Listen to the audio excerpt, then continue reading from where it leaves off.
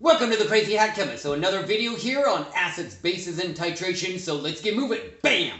So today we are talking about a weak base calculation number 3.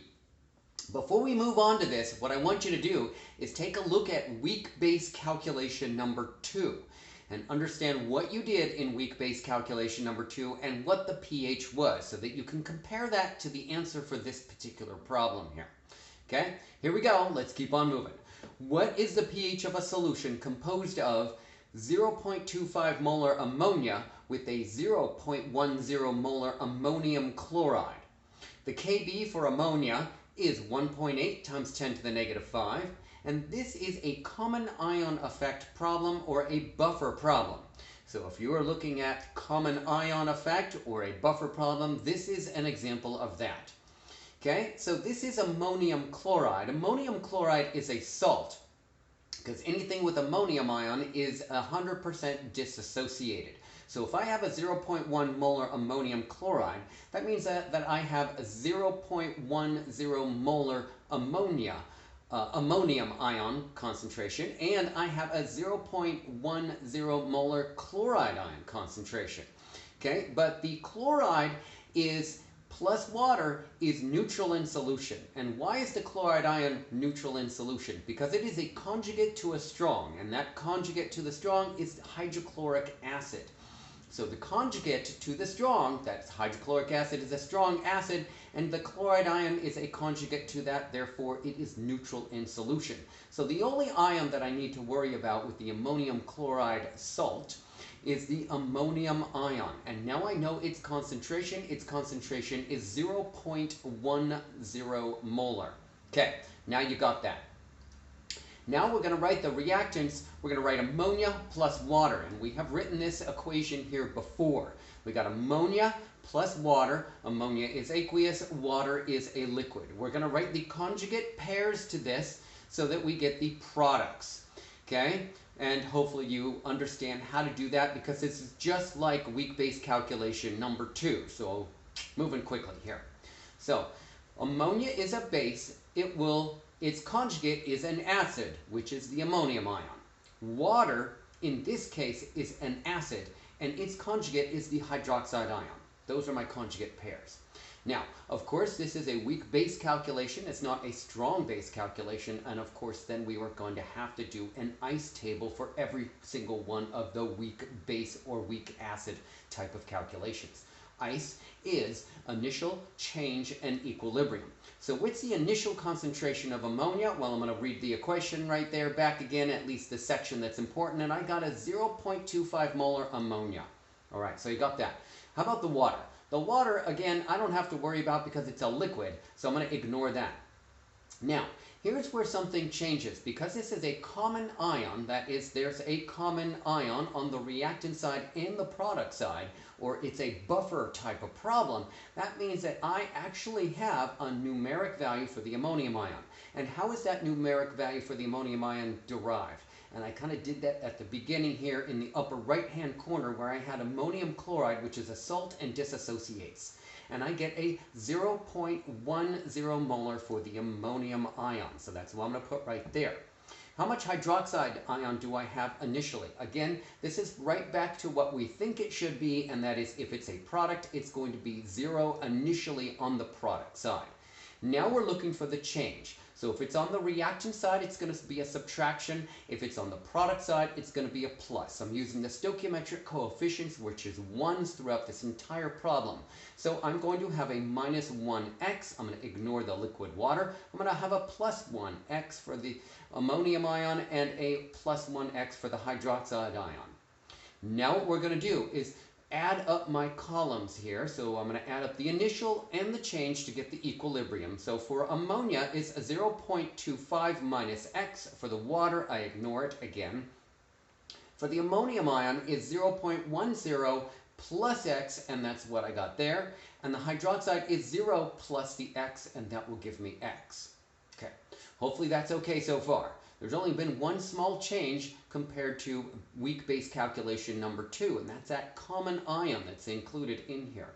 Now I'm going to write the Kb expression like this, like I did before. That's products over reactants with the stoichiometric coefficients as exponents. Solids and liquids are not included in K expressions of any kind. So I'm going to have Kb is equal to the ammonium ion times the hydroxide ion in the numerator and ammonia in the denominator. Now what we're going to do is substitute in what we have for our equilibrium section here. And our equilibrium section is the ammonia and the ammonium ion and the hydroxide, and then of course the Kb that was given in the problem. So on the left-hand side of the equal sign, I have 1.8 times 10 to the negative 5, that's the Kb. On the right-hand side in the numerator, I have 0.10 plus x, that's my ammonium ion, and then times x, which is the hydroxide. In the denominator, I have 0.25 minus x, that's the ammonia. And just like what we've done before, we're going to ask ourselves this question. 100 times the K, is that less than the initial concentration? So 100 times 1.8 times 10 to the negative 5, is that less than 0.25? So if that is true, then I can get rid of that minus x in the denominator, of which I just did right there. Now I'm going to ask the same similar question, and that is 100 times the K, which is 100 times 1.8 times 10 to the negative 5, is that less than 0.10 molar, which is my numerator term with the plus x. So that is also holding true, so then I can use the approximation and get rid of the plus x in the numerator term. Okay, so this approximation works with any of the plus or the minus x. It doesn't matter if it's in the numerator or the denominator. That's the beautiful thing about this, and of course we do not have to use a quadratic, and this is a simple mathematical problem. So I'm going to rewrite this here really simply without the plus and the minus x's in the numerator and denominator respectively, and this is what I've got. 1.8 times 10 to the negative 5 is equal to, in the numerator I have 0.10 times x, in the denominator 0.25. I'm going to solve this for x. So I'm going to say 1.8 times 10 to the negative 5 times 0.25 divided by 0.1, that's going to be equal to x. X is going to be equal to 4.5 times 10 to the negative 5. So now what we're going to do is we're going to plug this back in to get the ammonium ion concentration, the ammonia concentration, and the hydroxide. But really what we are solving for on this problem is the pH. So what's important is the hydroxide ion concentration in this case. So you should see that if I plugged back into the ammonia or ammonium ion concentration, I'm going to get back these original initial values for ammonia. And for ammonia, that would be 0.25, and the ammonium ion would be 0.10 molar. But the hydroxide ion concentration is not 0 because it's equal to x. Okay, and that's 4.5 times 10 to the negative 5. I'm going to take the pOH of this, okay, and that's the negative log of that value, and then I'm going to get the pOH. Then I'm going to say pH plus the pOH is equal to 14.00, and then I'm going to now substitute in the pOH, and I'm going to solve for the pH. And the pH here is 9.65. Okay? Now, what I want you to do is you're going to notice that this pH has decreased from the previous problem, and that is weak base calculation number 2. And that's why I asked you initially to make sure that you review that problem first. Since the ammonium ion is an acid, that's why this pH decreased from the pH that was calculated in weak base calculation number 2. So hopefully that makes sense to you. Okay, so ammonium ion was added, and that is an acid because ammonia is a base, ammonium ion is an acid, and that's why this pH decreased, because you added ammonium chloride to this, which is a salt which produces a common ion or a buffer. Okay, this is a great problem. I want you to make sure that you review this and make sure that you compare this to the weak base calculation number 2. It's critical that you understand the difference between those two there.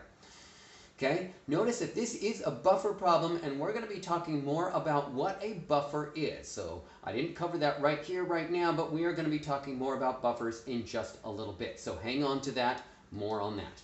I am the Crazy Hat Chemist, and of course you can't end a video without a crazy hat.